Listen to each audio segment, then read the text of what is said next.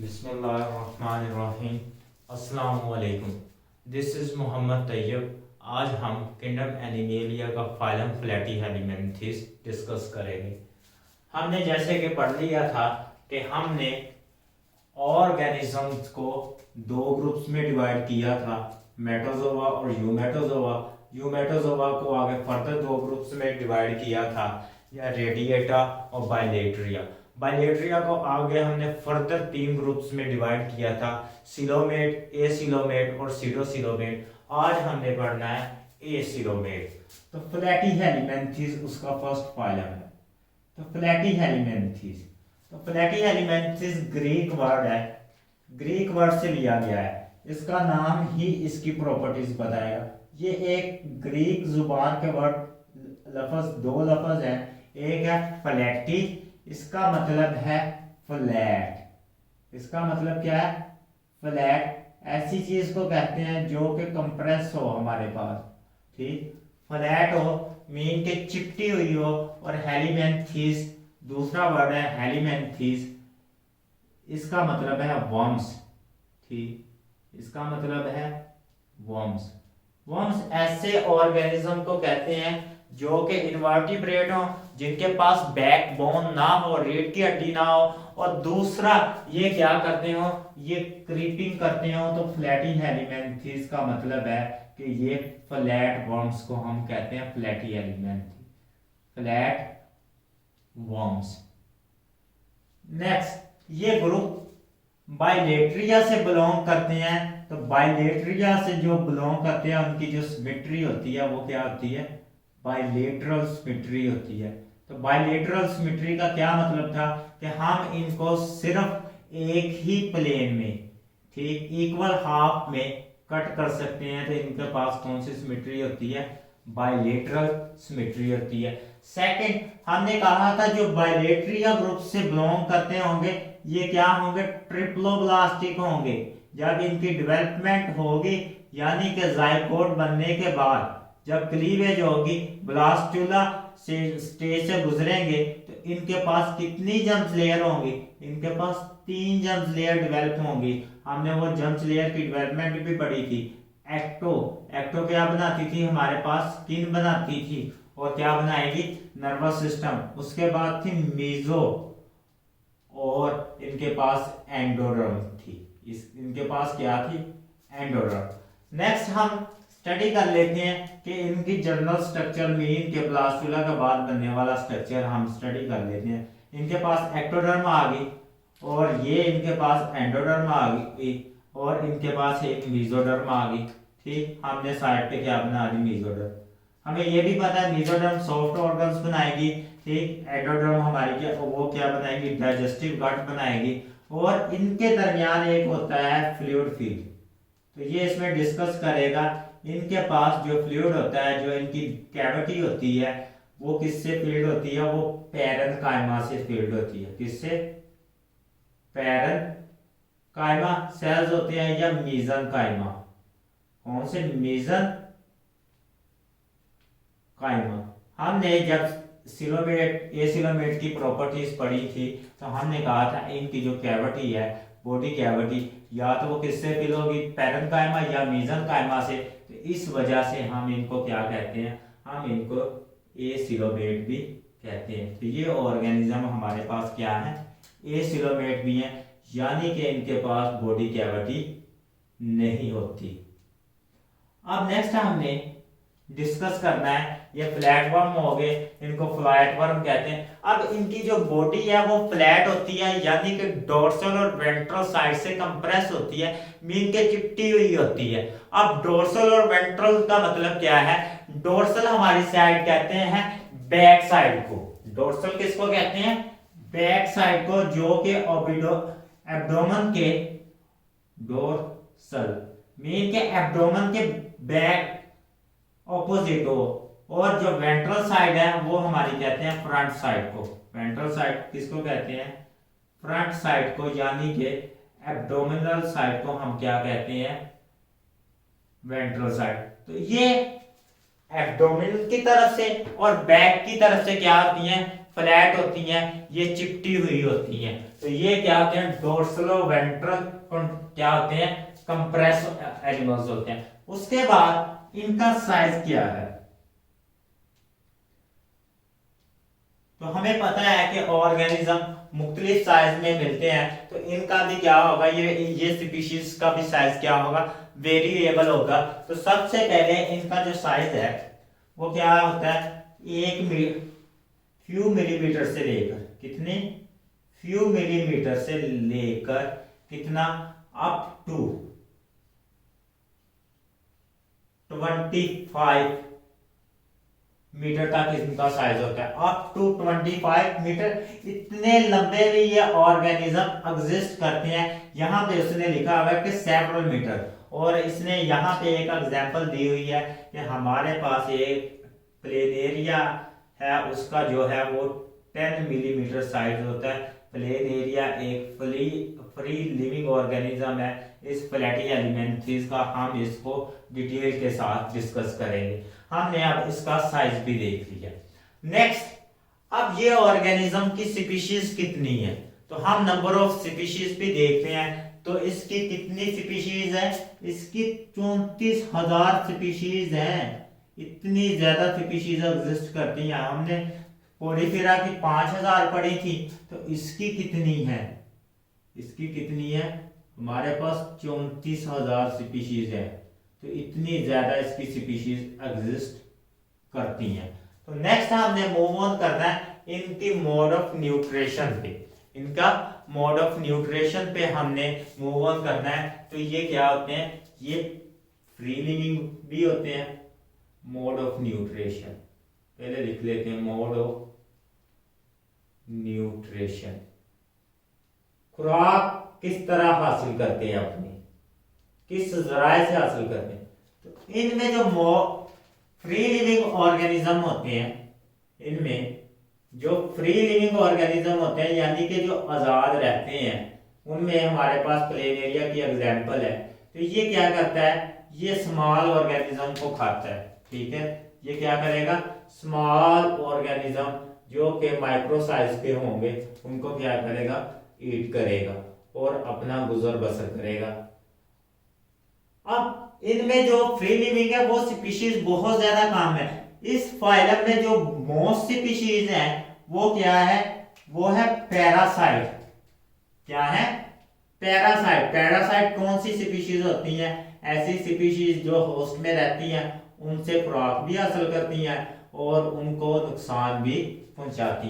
अब पैरासाइट की दो टाइप्स हैं, एंडोपैरासाइट और एक्टोपैरासाइट। तो ये इनमें जो स्पीशीज पाई जाती हैं वो एंडोपैरासाइट होती हैं ज्यादातर।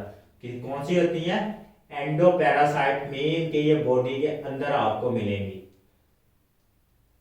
तो हमने ये भी डिस्कस कर लिया कि ये इनकी जो ज्यादातर स्पीशीज होंगी वो एंडोपैरासाइट होंगी। अब फ्री लिविंग स्पीशीज में हमारे पास उसने एग्जांपल दी हुई है प्लेनेरिया की। किसकी दी हुई है, प्लेनेरिया की। इसको हम तफसील के साथ डिस्कस करेंगे। नेक्स्ट, एंडोपैरासाइट स्पीशीज में उसने काफी ज्यादा एग्जांपल दी हुई है। उसने दी हुई है ब्लड फ्लू की। किसकी दी हुई है, ब्लड फ्लू की, जिसे हम क्या कहते हैं, सिस्टोस्टोमा भी कहते हैं। क्या कहते हैं, सिस्टोस्टोमा। इसके साइंटिफिक नाम पूछ लेता है, ये नोट कर लीजिएगा। ठीक, ये इंट्री टेस्ट में इनके साइंटिफिक नेम पूछ लेता है, सिस्टोस्टोमा। नेक्स्ट, उसके बाद लीवर फ्लूक। क्या है, लीवर फ्लूक वो ऑर्गेनिज्म जो कि लीवर में रहेंगे, उनसे अपनी खुराक हासिल करेंगे, उनको क्या कहते हैं, लीवर फ्लूक। इसका नाम है फेसिकोला हेपेटिका। फेसिकोला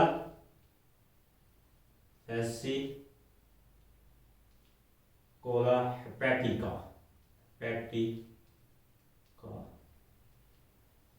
नेक्स्ट हमारे पास है लिवर फ्लूक हो गया, ब्लड फ्लूक हो गया और फ्री लिविंग स्पीशीज होगी प्लेनेरिया। नेक्स्ट है हमारे पास टेप वर्म। क्या है, टेप वर्म। ये भी क्या है, हमारे पास पैरासाइट है और इसका नाम है हमारे पास टीनियम सोलियम। क्या है, टीनिया सोलियम।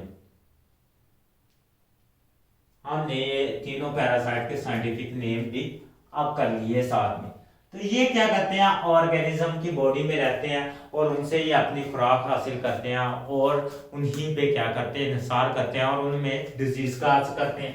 अब दूसरा, अगर ये खुराक हासिल करते हैं तो ये इनके पास क्या होगा, डाइजेस्टिव सिस्टम भी होगा। क्या होगा, अगर ये खुराक एनिमल्स को ईट करते हैं तो इनके पास क्या होगा, डाइजेस्टिव सिस्टम भी होगा ताकि ये उन एनिमल्स को हजम कर सके। तो इनमें डाइजेस्टिव सिस्टम क्या होता है, वो होता है सैक लाइक। कैसा होता है, sac like. Sac like digestive system हमने पढ़ा था कि जिसकी क्या होती है, सिंगल ओपनिंग होती है, यानी सिर्फ माउथ के जरिए फूड एंटर होती है और माउथ के जरिए ही फूड क्या करती है, बॉडी को लीव कर जाती है। तो इनका जो सिस्टम होता है वो डाइजेस्टिव सिस्टम सैक लाइक होता है। अब डाइजेस्टिव सिस्टम सैक लाइक होता है, ये तो फ्री लिविंग ऑर्गेनिज्म में होगा जैसे प्लेनेरिया। अब जब पैरासाइट की बात आती है, जब पैरासाइट की बात आती है तो तब इनमें क्या होता है, ये डाइजेस्टिव सिस्टम क्या होता है, ये रिड्यूस होता है। किन में रिड्यूस होगा, पैरासाइट में। क्योंकि पैरासाइट क्या करते हैं, डाइजेस्टिव फूड हासिल करते हैं। तो डाइजेस्टिव फूड उससे हासिल करनी है तो इनको जो है वो फूड डाइजेस्ट करने की जरूरत नहीं है। तो इनमें क्या होता है, पैरासाइट में इनका डाइजेस्टिव सिस्टम रिड्यूस होता है। और कुछ पैरासाइट है जिनमें कंप्लीट एब्सेंट भी हो सकता है, उसमें उसने एग्जांपल दी हुई है हमारे पास टेप वर्म की। तो टेप वर्म में क्या होता है, डाइजेस्टिव सिस्टम एब्सेंट होता है। हमने ये प्रॉपर्टीज भी पढ़ ली। उसके बाद हमने डिस्कस करना है, इनके पास नर्वस सिस्टम वेल डेवलप हो जाता है। तो नर्वस सिस्टम हमने अब पढ़ना है कि नर्वस सिस्टम इनके पास किस तरह होता है। हमने क्या कहा था कि हाइड्रा के पास डिफ्यूज नर्वस सिस्टम आ जाता है, इनके पास नर्वस सिस्टम कैसा होगा, इनके पास एडवांस किस्म का नर्वस सिस्टम होता है। तो इनमें वेल डेवलप होता है, हम उसको थोड़ा सा डिस्कस करते हैं, इनमें किस तरह का होता है नर्वस सिस्टम वेल डेवलप। सबसे पहले हम इन ऑर्गेनिज्म की बॉडी को ड्रा करते हैं। ये ऑर्गेनिज्म की बॉडी है, हमारे पास प्लेनेरिया की बॉडी है।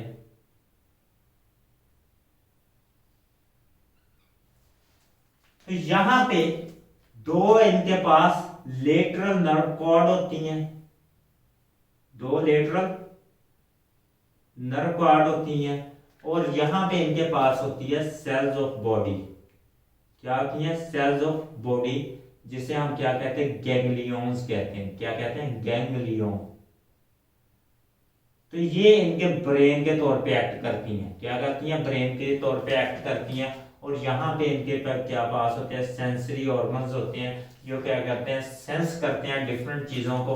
और ये सेंस के जरिए क्या करता है, ये गैंग्लिया इनको रिस्पॉन्स करता है और इनकी मूवमेंट को कंट्रोल करता है। तो इनके पास क्या होता है, गैंग्लियोनिक नर्वस सिस्टम होता है, यानी कि जिस इनके पास नेट क्या होती है, कलेक्शंस ऑफ सेल बॉडी को हम क्या कहते हैं, गैंग्लियन कहते हैं। ठीक है, सेल बॉडीज होती हैं यहाँ पे। न्यूरॉन्स की जो सेल की न्यूक्लियस वाले रीजन को हम कहते हैं सेल बॉडीज। तो ये सेल बॉडीज क्या करती हैं, यहाँ पे कलेक्ट हो जाती हैं। तो इनके पास वेल डेवलप्ड नर्वस सिस्टम भी आ गया।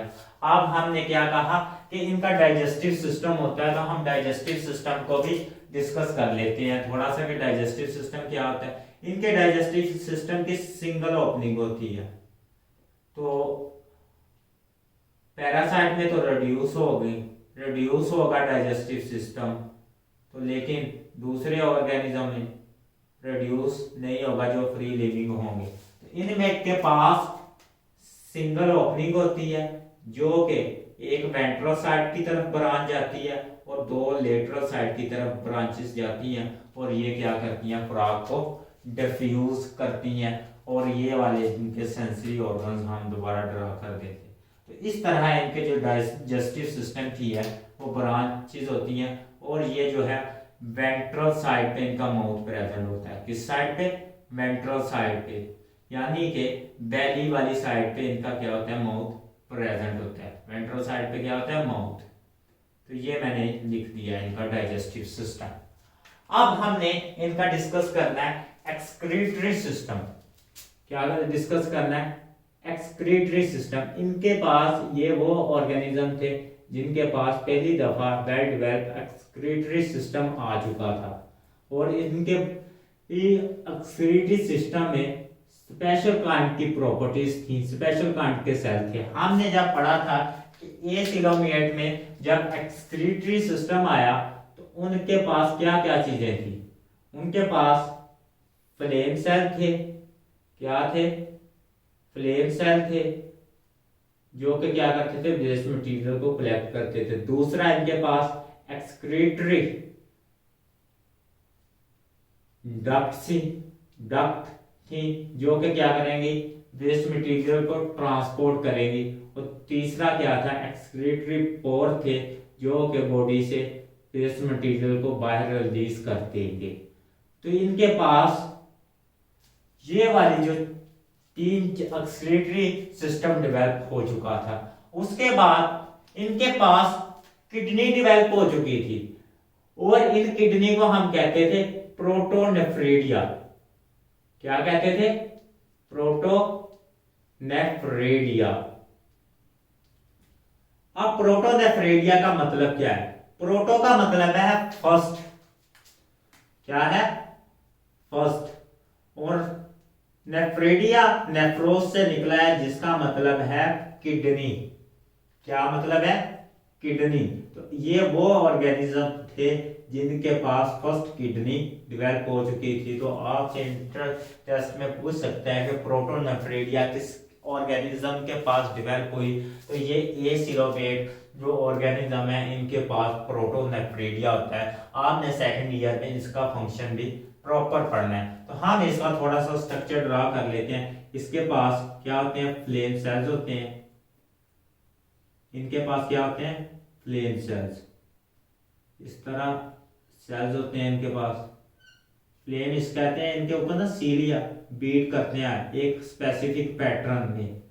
और ये पैटर्न बहुत ना, एक हमें ऐसे लगता है जैसे फ्लेम चल रहा हो। तो ये फ्लेम सेल्स क्या करते हैं, ये इनके ऊपर सीलिया होते हैं इस तरह, जो एक स्पेसिफिक पैटर्न में बीट करते हैं। और ये वाले जो सीलिया है ये क्या करते हैं, ये पैरेन्काइमा फ्लूइड होता है जो कि एसिलोमेट कैविटी में प्रेजेंट होता है, उसमें धसे होते हैं। और क्या करते हैं, ये वहां से जो वेस्ट मटेरियल है उसको कलेक्ट करते हैं और क्या करते हैं, ट्रांसपोर्ट करते हैं। उसके बाद ऑर्गेनिज्म में अभी तक इनमें जो है रिस्पायरेटरी यानी कि सांस लेने का, और ट्रांसपोर्ट यानी कि खुराक को मुंतकिल करने का सिस्टम अभी तक नहीं आया था, ट्रांसपोर्ट। तो ये दोनों सिस्टम अभी तक इनमें डेवलप नहीं हुए थे। तो ये क्या थे, ये दोनों एब्सेंट थे। तो यहाँ पे एक्सक्रीटरी सिस्टम और नर्वस सिस्टम डेवलप हो चुका है, लेकिन ये वाले ट्रांसपोर्ट सिस्टम अभी तक डेवलप नहीं हुए। तो इन ऑर्गेनिज्म में ये वाली प्रॉपर्टीज नहीं थी। नेक्स्ट हमने डिस्कस करना है ये रिप्रोडक्शन किस तरह करते हैं। क्या डिस्कस करना है, इनकी हमने रिप्रोडक्शन डिस्कस करनी, रिप्रोडक्शन। अब रिप्रोडक्शन का मतलब है कि अपने जैसे ऑर्गेनिज्म को दोबारा प्रोड्यूस करना। तो इनमें रिप्रोडक्शन दो तरह की होती थी। इनमें रिप्रोडक्शन दो तरह की होती थी। एक होती थी एसेक्सुअल। एसेक्सुअल मीन कि एक ही पेरेंट इन्वॉल्व होगा, और एक होती थी सेक्सुअल रिप्रोडक्शन। दोनों टाइप की प्रोडक्शन होती थी। पहले हम डिस्कस कर लेते हैं एसेक्सुअल रिप्रोडक्शन।